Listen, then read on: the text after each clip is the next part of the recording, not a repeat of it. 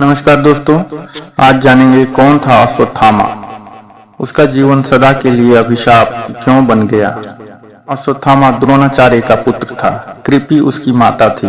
पैदा होते ही वह अश्व की भांति रोया था, इसलिए अश्व की भांति स्थाम शब्द करने के कारण उसका नाम अश्वत्थामा पड़ा था।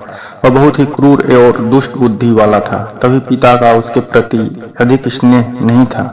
धर्म न्याय के प्रति उसके हृदय में कभी प्रेरणा नहीं होती थी और न ही किसी प्रकार का आतताईपन करने में हिचकता था। उसका बचपन बड़े ही कठिनाइयों में बीता था। उसके पैदा होने के समय द्रोणाचार्य बहुत निर्धन थे।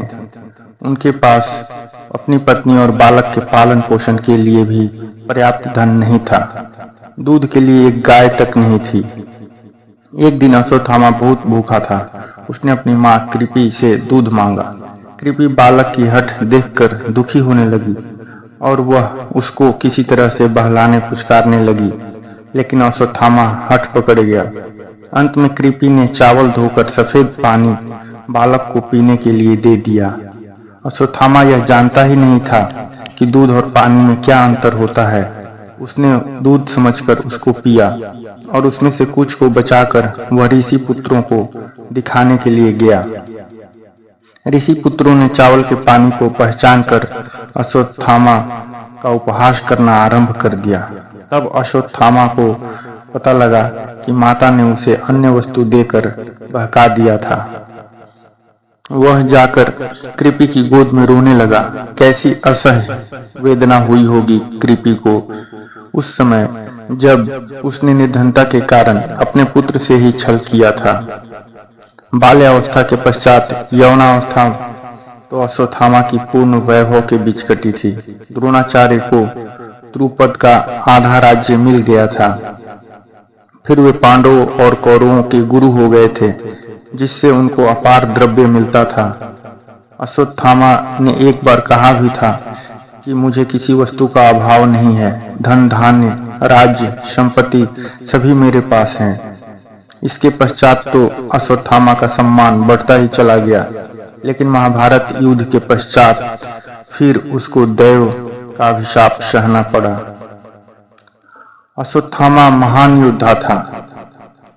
एक बार भीष्म पितामह ने उसकी प्रशंसा करते हुए कहा था, अश्वत्थामा महारथी है, धनुर्धारियों में श्रेष्ठ, विचित्र युद्ध करने वाले और दृढ़ प्रहार करने वाले हैं। युद्ध क्षेत्र में तो साक्षात यमराज जान पड़ते हैं, किंतु उनमें एक दोष है, उनको अपना जीवन अति प्रिय है। मृत्यु से डरने के कारण वे युद्ध से जी चुराते हैं। इस कारण न तो उन्हें रथी मानता हूँ और न अति रथी।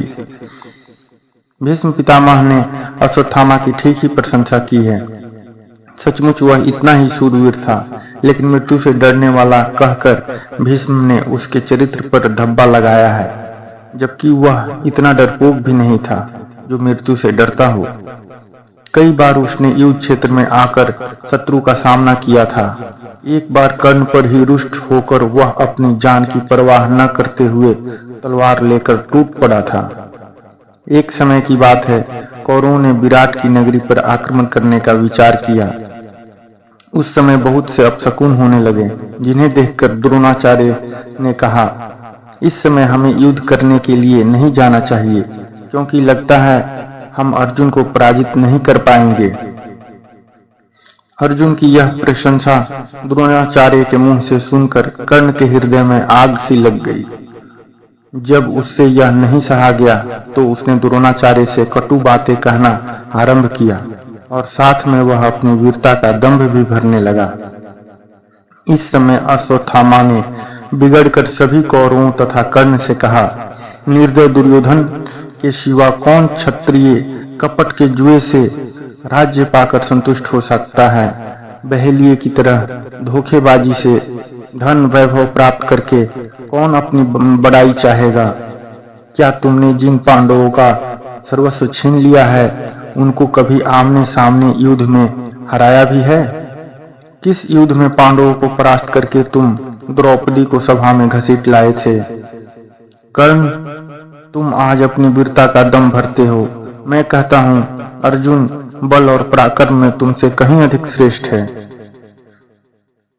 इसके पश्चात वह दुर्योधन की ओर मुड़कर कहने लगा, तुमने जिस प्रकार जुआ खेला, जिस प्रकार द्रौपदी को सभा में घसीट कर लाए और जिस प्रकार इंद्रप्रस्थ का राज्य तुमने हड़प लिया, उसी प्रकार अब अर्जुन का सामना करो। क्षत्रिय धर्म में निपुण चतुर जुआरी तुम्हारा मामा भी आकर अपना पराक्रम दिखाए।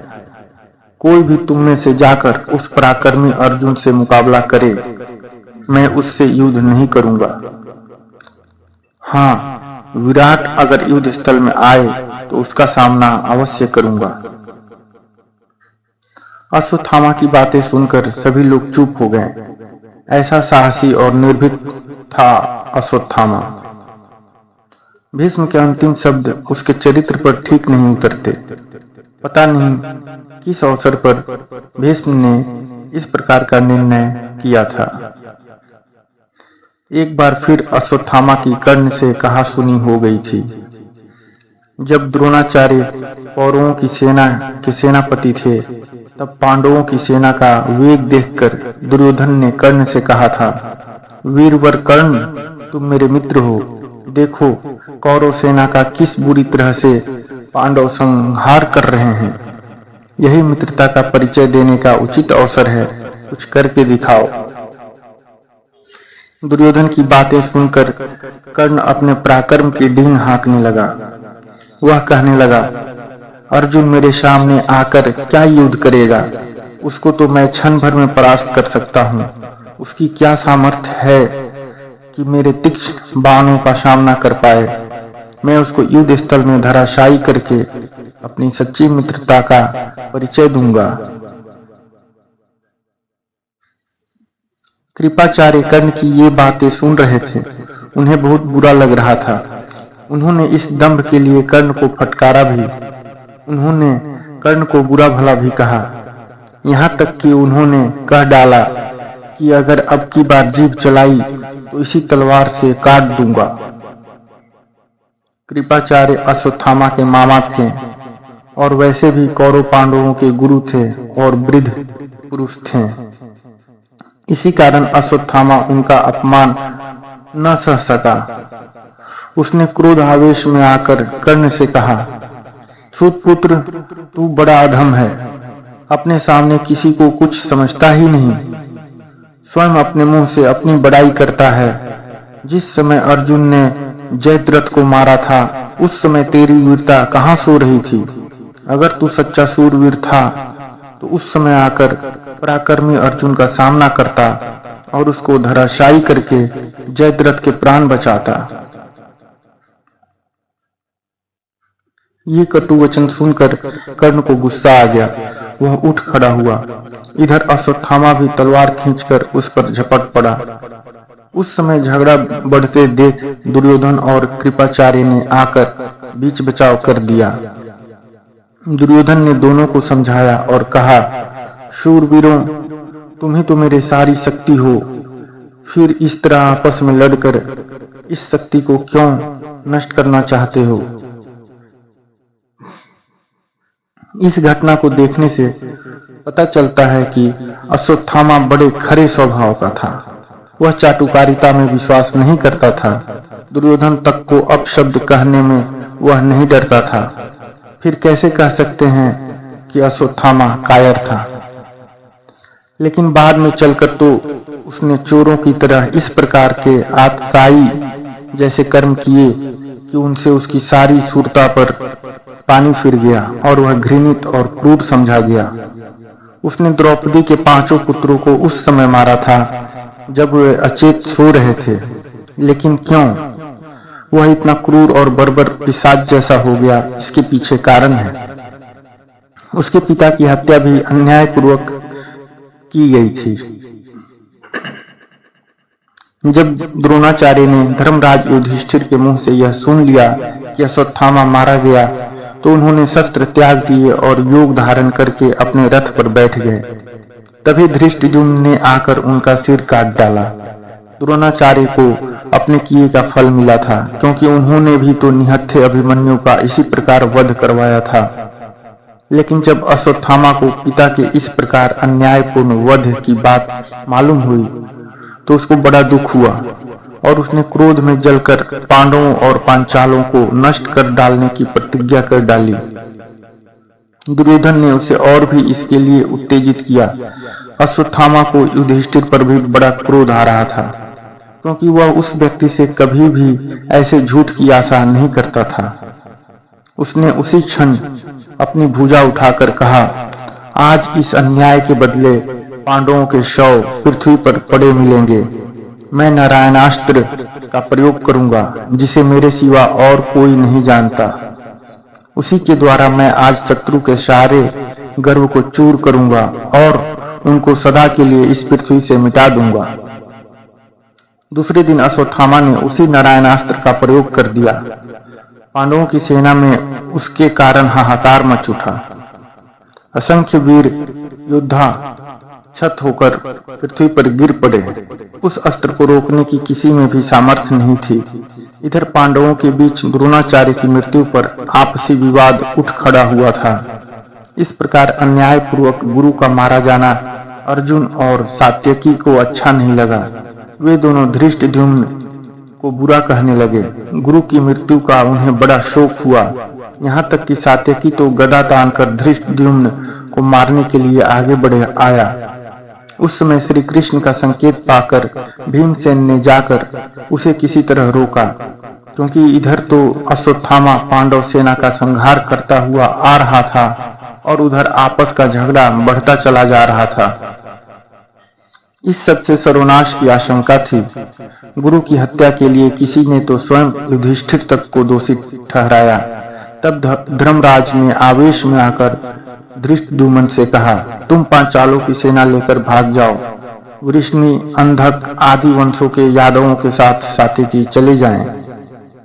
श्री कृष्ण अपनी रक्षा आप कर लेंगे, अन्यथा सैनिक युद्ध बंद कर दें। मैं भाइयों के साथ जलती आग में भस्म हो जाऊंगा। मैंने झूठ बोलकर आचार्य का वध करवाया है, इसी कारण तो अर्जुन मुझ पर रुष्ट है। इससे तो मैं अपनी जान देकर अर्जुन को सुखी करना चाहूंगा। भला आचार्य ने हमारे साथ क्या कम बुरा सलूक किया है? अनेक महारथियों ने अकेले अभिमन्यु को निहत्था करके आचार्य के सामने ही मार डाला था। द्रौपदी की दुर्गति भी इन्हीं के सामने हुई थी। दुर्योधन के थक जाने पर आचार्य ने ही उसे अभेद्य कवच बांधकर हम लोगों पर आक्रमण करने भेजा था। जयद्रथ की रक्षा करने में उन्होंने क्या कुछ नहीं उठा रखा था। मेरी विजय के लिए प्रयत्न करने वाले सत्यजीत आदि पांचालों और उनके भाई बंधुओं के प्राण आचार्य ने ही ब्रह्मास्त्र चलाकर लिए थे। कौरवों ने जब हमें अधर्म पूर्वक बाहर निकाल दिया था, तब भी आचार्य ने हमें सामना करने से रोका था। भला आचार्य ने हमारा कौन सा उपकार किया? युधिष्ठिर के आवेश को देखकर सभी योद्धा एक साथ थम से गए। ठीक ही कहा था धर्मराज ने, क्योंकि द्रोणाचार्य यद्यपि थे तो गुरु, लेकिन कुटिलता और क्रूरता उनमें भी थी। पक्षपात भी उनके अंदर था। युधिष्ठिर के आवेश में समय बीतता रहा और अश्वत्थामा द्वारा छोड़ा गया नारायणास्त्र और भी अधिक प्रचंड होता गया। तब श्री कृष्ण ने सभी सैनिकों को युद्ध करने से रोककर कहा, वीरों, यह नारायणास्त्र अति प्रचंड है, इसका सामना कोई नहीं कर पाएगा। अतः तुम सभी शस्त्र अस्त्र रखकर अपने वाहनों से उतर पड़ो। पृथ्वी पर लेट जाने से तुम इस प्रचंड अस्त्र की मार से अपने आप को बचा सकोगे। यदि कोई वीरता का दंभ भरकर इस अस्त्र का सामना करने का प्रयत्न करेगा तो यह और भी अधिक प्रबल हो जाएगा। श्री कृष्ण की बात मानकर सभी योद्धा अपने अपने वाहनों से उतरकर पृथ्वी पर लेट गए, लेकिन भीमसेन के मस्तिष्क में श्री कृष्ण की बात नहीं बैठी। वह फिर भी अपनी वीरता बखानता हुआ बोला, मैं बाण चलाकर गदा मारकर इस अस्त्र को विफर कर दूंगा। भयभीत होने की कोई आवश्यकता नहीं है। आज मैं अपना पराक्रम दिखाऊंगा। उसने अर्जुन से भी गांडी उठाने के लिए कहा, लेकिन अर्जुन ने कह दिया कि वह गौ, ब्राह्मण और नारायणास्त्र के विरुद्ध गांडीव का कभी प्रयोग नहीं करेगा। अर्जुन की बात सुनकर भीमसेन क्रुद्ध होकर अश्वत्थामा की ओर झपटा। उसने बाण वर्षा से अश्वत्थामा का रथ छिपा दिया, लेकिन इससे नारायणास्त्र और भी अधिक प्रचंड हो गया। उस समय अर्जुन और श्री कृष्ण ने आकर भीमसेन के हाथ से अस्त्र छीने और उसको रथ से उतार लिया। इसके पश्चात नारायणास्त्र शांत हुआ और इस तरह पांडवों का सर्वनाश होते होते बच गया। नारायणास्त्र के शांत हो जाने पर दुर्योधन ने फिर अश्वत्थामा से उसी अस्त्र के प्रयोग के लिए कहा था, लेकिन अश्वत्थामा ने दोबारा उसे नहीं चलाया। उसके बाद उसने पांडव सेना से भीषण युद्ध किया और उस बीच उसने अमोघ आग्नेयास्त्र का प्रयोग किया। उसका विचार अर्जुन और कृष्ण सहित सारी पांडव सेना को नष्ट कर देने का था, लेकिन अर्जुन ने शीघ्र ही ब्रह्मास्त्र का प्रयोग करके उस अस्त्र को शांत कर दिया, किंतु फिर भी क्षण भर में ही आग्नेयास्त्र पांडवों की एक अछौहिणी सेना को तो भस्म कर गया। जब अश्वत्थामा का कुछ भी वश नहीं चला तो वह निराश होकर युद्ध भूमि से लौट पड़ा और धनुर्विद्या की निंदा करने लगा। रास्ते में उसे महर्षि व्यास मिले। उन्होंने उसे बहुत समझाया और कहा, नादान, अर्जुन और श्री कृष्ण को मारने की सामर्थ्य किसमें है, जो तू व्यर्थ अपनी निष्फलता पर इतना खेद करता है। व्यास जी के समझाने से अश्वत्थामा के हृदय का संताप मिट गया। महाभारत युद्ध के अंत में हमें अश्वत्थामा मिलता है। कौरव वंश के सभी प्रमुख योद्धा धराशायी हो चुके थे, केवल दुर्योधन शेष था। अंतिम सेनापति वही था। पांडव सेना बड़ी वेग से बढ़ रही थी। उसकी मार से घबराकर कौरव सेना पीछे भागने लगी। यहाँ तक कि दुर्योधन के भी पैर उखड़ गए थे।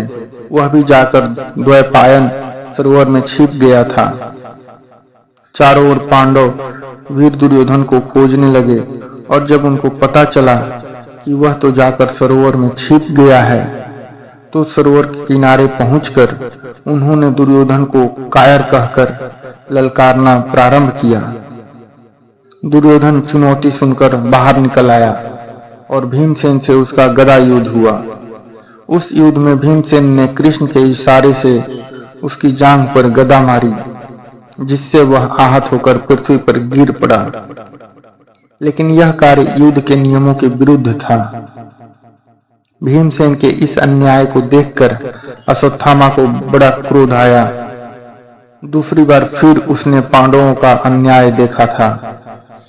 दुर्योधन असह्य पीड़ा से कराहता हुआ पृथ्वी पर पड़ा था। उस समय कृतवर्मा और कृपाचार्य भी वहां उपस्थित थे।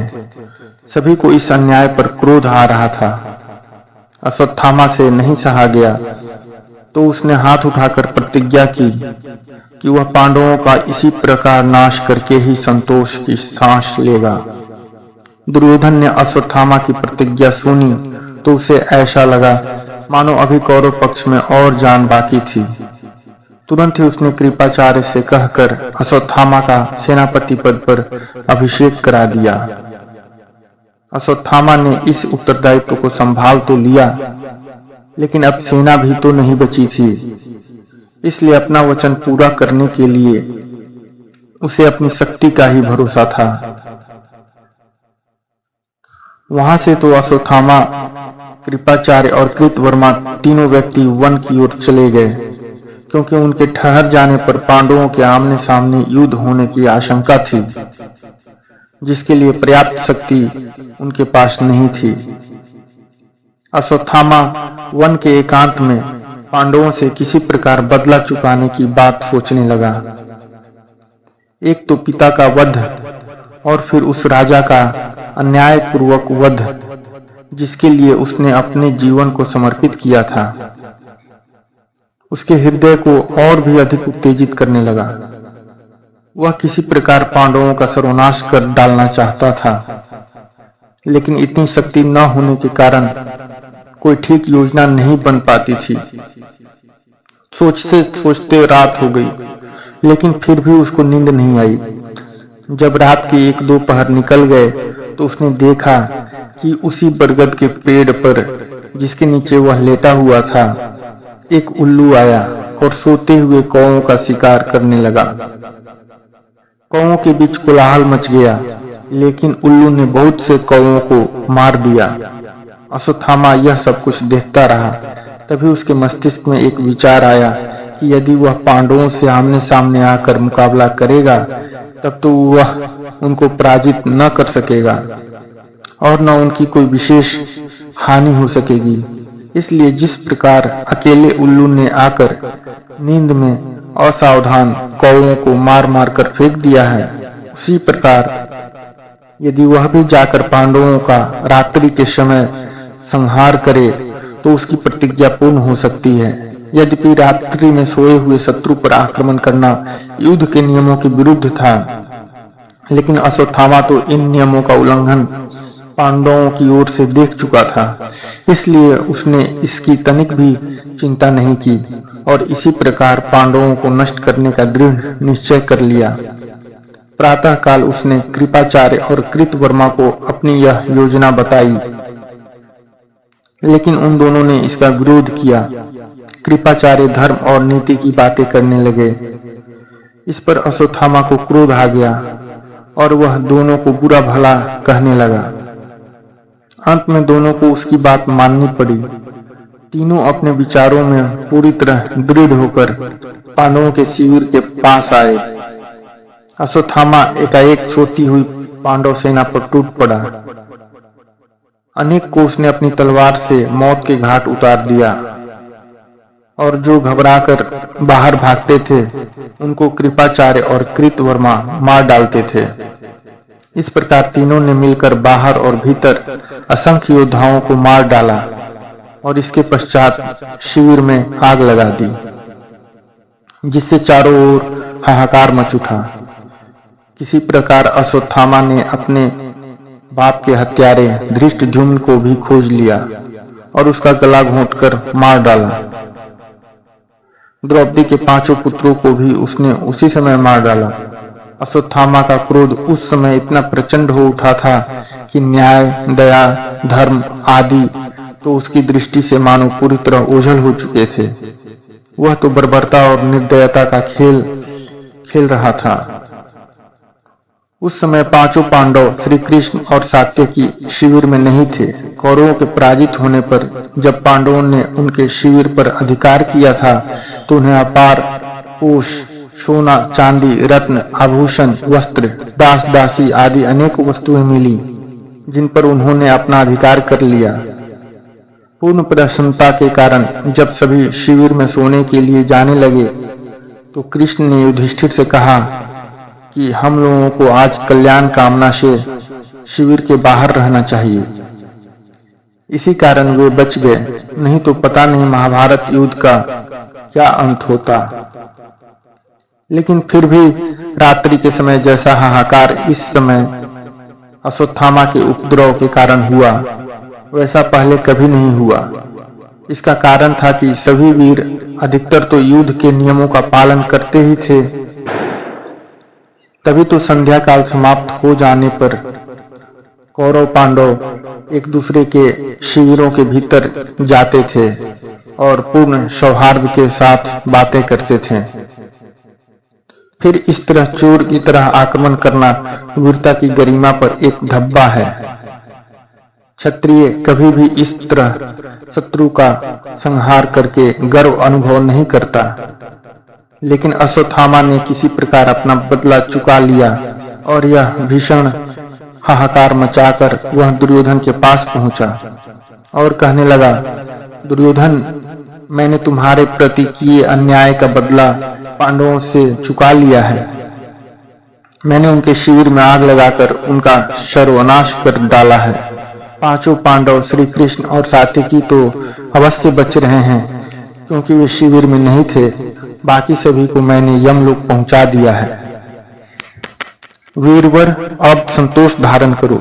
मनुष्य तो क्या, पशु और पक्षियों तक को मैंने शिविर में मार डाला है। पांडव अपनी विजय पर खुशियां मना रहे होंगे, लेकिन जब इस सर्वनाश की बात सुनेंगे तो वे अपनी सारी खुशी भूल जाएंगे। अश्वत्थामा की यह बात सुनकर दुर्योधन मानो असह्य पीड़ा की मूर्छा से जाग पड़ा। उसने अश्वत्थामा की प्रशंसा करते हुए कहा, वीर अश्वत्थामा, आज तुमने मेरी आत्मा को संतुष्ट किया है। तुमने वह काम किया है जिसे तुम्हारे पिता द्रोण, भीष्म पितामह, कर्ण आदि कोई भी महारथी नहीं कर पाए।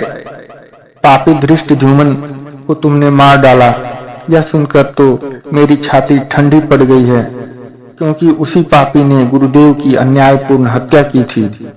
फिर उसके साथ शिखंडी को भी मारकर तुमने बड़ा ही श्रेष्ठ कार्य किया है, क्योंकि उसी को सामने करके तो अर्जुन ने पितामह को गिराया था। सच, मुझे अब अपनी पराजय पर तनिक भी खेद नहीं है। मैं पूर्ण सुखी होकर स्वर्गलोक को जाता हूँ। वीरवर, वहीं हम सभी मिलेंगे।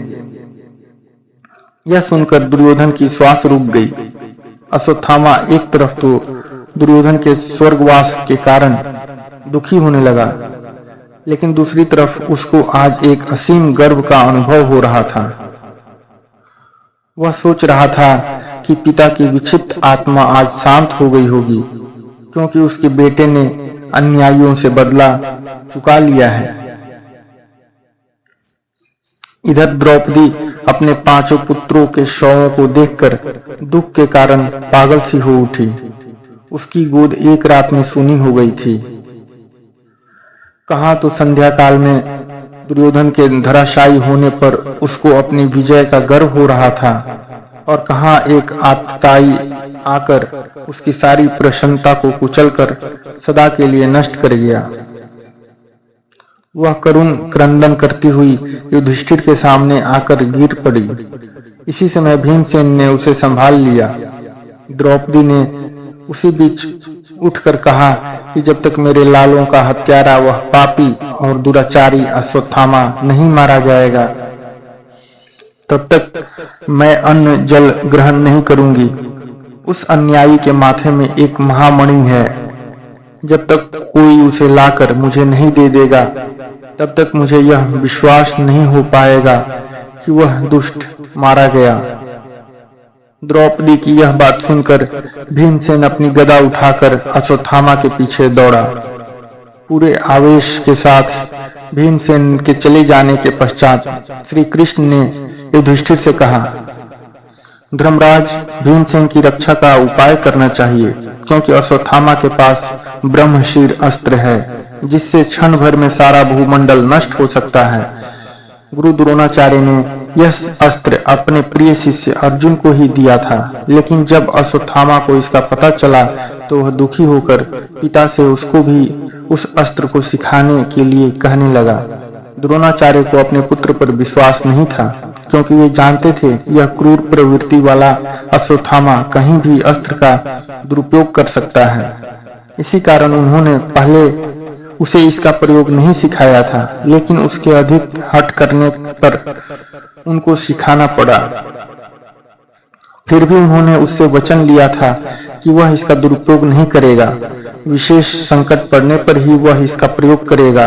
अश्वत्थामा ने वचन देकर वह अस्त्र सीख लिया।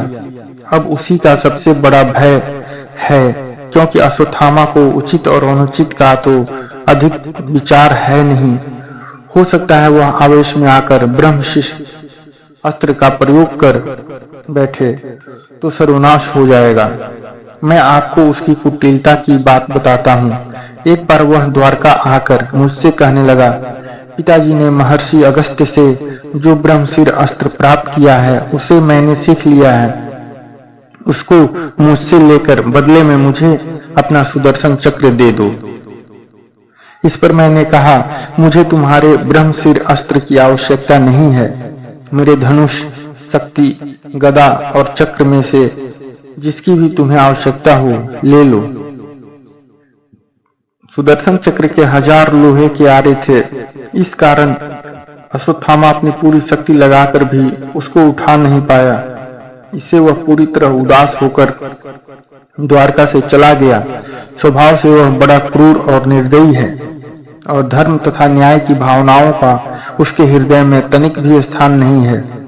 इसलिए मैं कहता हूँ कि भीमसेन की इस परिस्थिति में रक्षा करना आवश्यक है।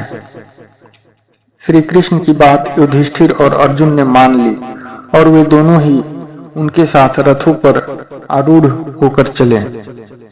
उन्होंने जाकर भीम को लौटाना चाहा, लेकिन भीम तो पवन के वेग से बढ़ रहा था। वह बढ़ता हुआ गंगा के किनारे पहुंच गया।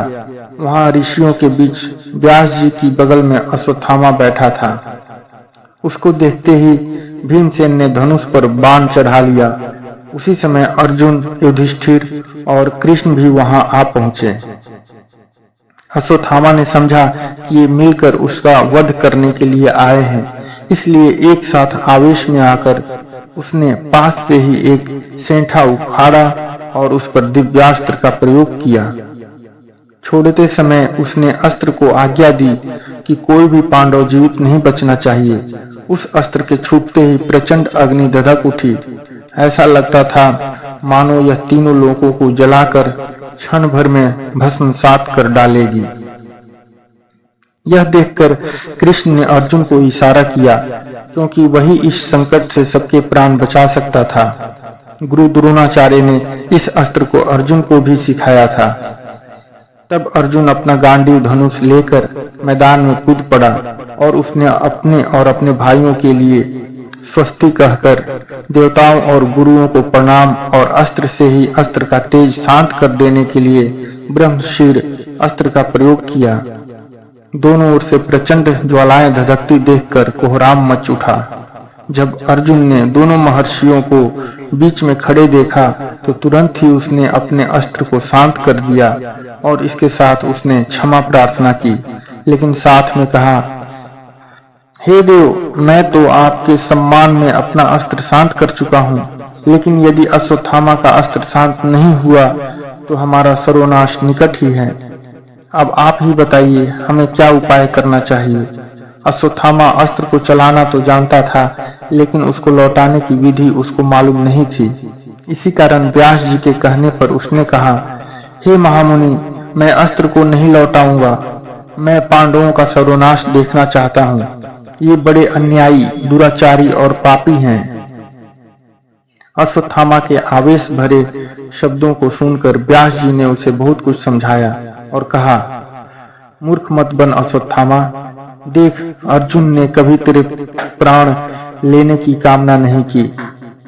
उन्होंने अपना अस्त्र शांत कर लिया है, इसलिए अपने हृदय की सारी कलुष भावना हटाकर अपना अस्त्र शांत कर दे।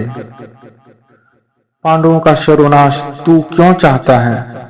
क्या तू नहीं जानता कि जिस राज्य में दिव्य अस्त्र के द्वारा ब्रह्मशीर अस्त्र निष्फल किया जाता है, वहां 11 वर्ष तक पानी नहीं बरसता। यही कारण है कि अर्जुन समर्थ होते हुए भी तेरे अस्त्र को नष्ट नहीं करते।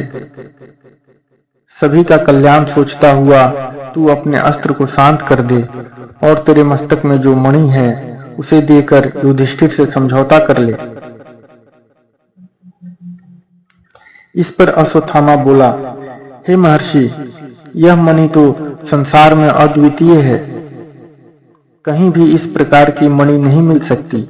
अगर यह किसी के पास हो तो शस्त्र, रोग, भूख, प्यास आदि की पीड़ा नहीं होती। देवता, राक्षस, नाग और चोर इत्यादि कोई भी किसी प्रकार नहीं सताता। आपकी आज्ञा का उल्लंघन मैं कभी नहीं कर सकता। यह मेरी मणि है। आप चाहें तो इसे युधिष्ठिर को दे दें, लेकिन मेरा यह प्रचंड अस्त्र तो उत्तरा के गर्भ पर जाकर अवश्य गिरेगा। अभी तो पांडवों का वंशधर पैदा होगा। मैं उसको नष्ट करके पांडवों के वंश और कुल को जड़ समेत नष्ट कर देना चाहता हूँ।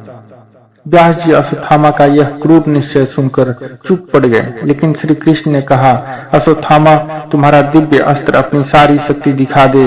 गर्भ का बालक मृत रूप में ही पैदा होगा, किंतु फिर भी वह जीवित होकर 60 वर्ष तक राज करेगा और पांडवों की वंश परंपरा को आगे बढ़ाएगा। कौरव वंश के परिचिन होने पर उसका जन्म होने के कारण उसका नाम परीक्षित रखा जाएगा। कृपाचार्य उसको धनुर्वेद की शिक्षा देंगे, लेकिन अश्वत्थामा तुम्हें इस निर्दयता और अमानुषिकता का पूरा पूरा दंड भरना पड़ेगा। 3000 वर्षों तक तुम्हें निर्जन देश में अकेला भटकना पड़ेगा। कोई तुमसे नहीं बोलेगा। तुम्हारी देह से पीप और रक्त की दुर्गंध निकला करेगी। तुमको कोढ़ और अनेक तरह की व्याधियां हो जाएगी, जिसके कारण तुम्हारा जीवन निरंतर एक अभिशाप बनकर रहेगा। श्री कृष्ण की बात अटल थी। अश्वत्थामा को दैव ने यही दंड दिया। मणि उससे छीन ली जाती है। द्रौपदी को अश्वत्थामा पर बड़ा आक्रोश था। वह उससे अपने पुत्रों के वध का बदला चुकाना चाहती है और इसी प्रकार भीमसेन भी पूरी तरह क्रोधयुक्त होकर उसका वध करना चाहता है, लेकिन युधिष्ठिर करुणा करके उसे छोड़ देते हैं और वह अपने भाग्य पर दुखी होता हुआ वन की ओर चला जाता है। कहते हैं उसको अमरता प्राप्त थी। इसलिए आज भी कहीं कहीं यह विश्वास प्रचलित है कि अश्वत्थामा एक दीन भिखारी सा रूप धारण करके नगर के भीतर आता है, लेकिन कोई उसे पहचान नहीं पाता। इस तरह अश्वत्थामा का जीवन सदा के लिए अभिशाप बन गया। उसकी क्रूरता और निर्दयता का यही परिणाम था। अंत में यही कहा जा सकता है कि जैसा अमानुषिक कृत्य अश्वत्थामा ने द्रौपदी के 5 पुत्रों को मारकर किया, वैसा तो शायद महाभारत के किसी पात्र ने नहीं किया। यह बड़ा निष्ठापूर्ण घृणित कार्य था।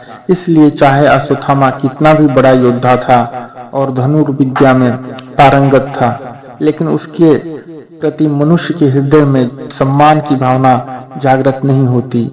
यही कहना पड़ता है कि वह एक प्रकार का नर पिशाच था, जो प्रतिशोध की आग में पूरी तरह अंधा होकर नीच से नीच कार्य कर सकता था। रात्रि में असावधान और निहत्थे सैनिकों पर उसका हमला करना महाभारत युद्ध की सारी गरिमा को नष्ट कर देता है। उस विशाल युद्ध के बारे में आज तक कथाएं चली आती हैं कि वे सच्चे योद्धा थे, जो दिन भर संग्राम करते थे और संध्या काल समाप्त होते ही एक दूसरे के शिविरों में आकर आपस में गले मिलते थे। यही आज की युद्ध में और उस महाभारत की युद्ध में अंतर था। उसमें छल और कपट कम था, लेकिन अश्वत्थामा ने छल से रात्रि को चोर की भांति आक्रमण करके उस गरिमा को नष्ट कर दिया। सचमुच वह उल्लू की तरह क्रूर और निर्दयी था।